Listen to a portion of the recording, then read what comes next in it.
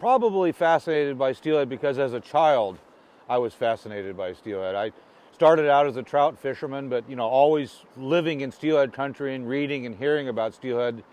They were this mythical creature that swam in the winter. And the epitome of wild to me is wild steelhead. They are truly the last of a dying breed. It's one of the best things the fish world has come up with.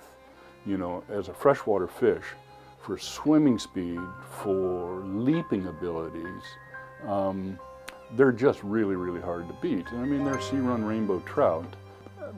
Truly one of nature's gifts, because they'll go places that no other fish will go. The fish are so beautiful. There's so much diversity in steelhead relative to salmon. They really are more of a symbol of wild, which I think appeals to a lot of people in this day and age of technology and society and cities and all. I think that steelhead sort of became my icon, my focal point of intertwining that which you enjoy in life with the need to conserve it.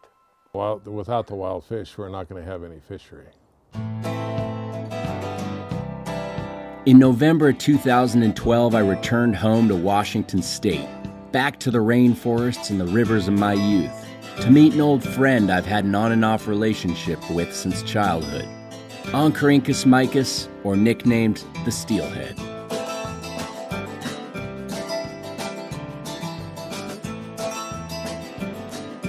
Amongst the complex ecosystem and jade rivers of the Olympic Peninsula, in my opinion, lies the greatest race of steelhead in America. Some anglers landing these sea-run rainbows over 35 pounds. I had the honor of hooking one of these leviathans 4 years ago on the Lower Hoh River, but he snapped my line, laughed at me, and has been haunting my dreams and feeding my addiction ever since. I showed up in Washington determined and motivated for this adventure. I'd been waiting for years, but I was a little worried as well, as I had become aware of the decline of steelhead populations along the west. I had spent the better part of last year researching steelhead and reading countless scientific papers. What I read inclined me to buy a camera, meet up with as many people along the way, and educate myself and document the plight of the wild steelhead.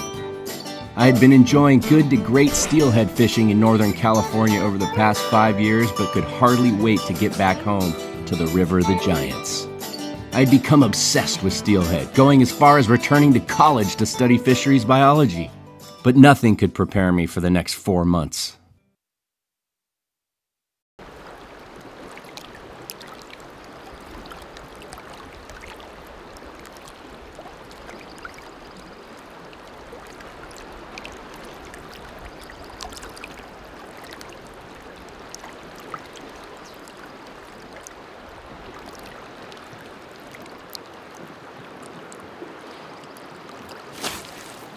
Here it is, the 3rd of April.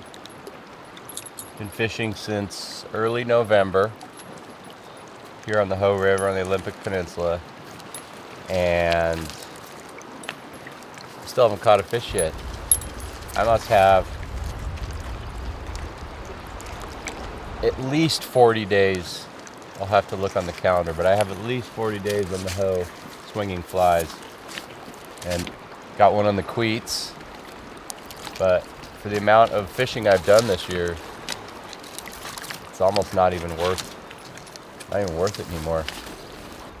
It's sad. These are the rivers I grew up on as a kid. No fish left. Not very many of them.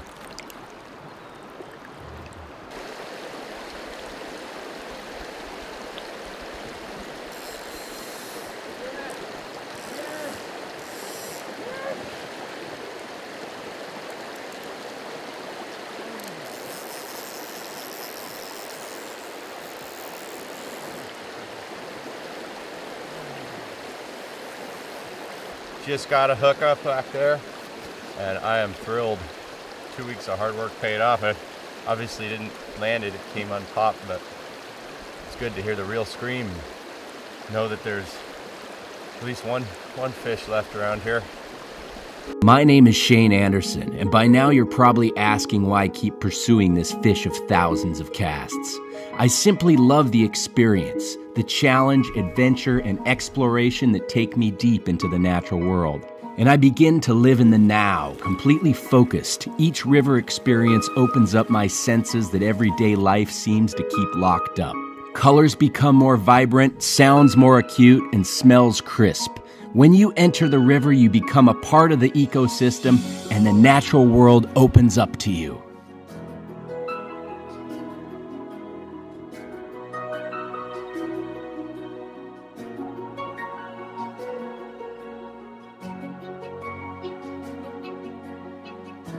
Ah, and then there's the fish. How can you not want to connect with something so wild, so powerful, and so elusive? Steelhead, wild steelhead in particular, have always drawn me to them because it sounds really corny, and I'm going to say it anyway, but you know, as a 16-year-old, when somebody told me that there was this fish called a steelhead, and they were elusive and hard to find, and they were rare, and if you caught one, it was a big deal, I just fell in love with them. And we're all out here for the same thing. We're trying to pull something from the land and connect with the water and connect with the fish as hunters, as anglers, as someone who's just as tied into this place as anybody. And sometimes we forget that we're not separate. We're not removed from this world. And when you go out there and you see a fish spawning, or you hook a fish and connect with it, it sucks you back in, and it makes you realize just because I live in a house doesn't mean I'm not a part of the natural world.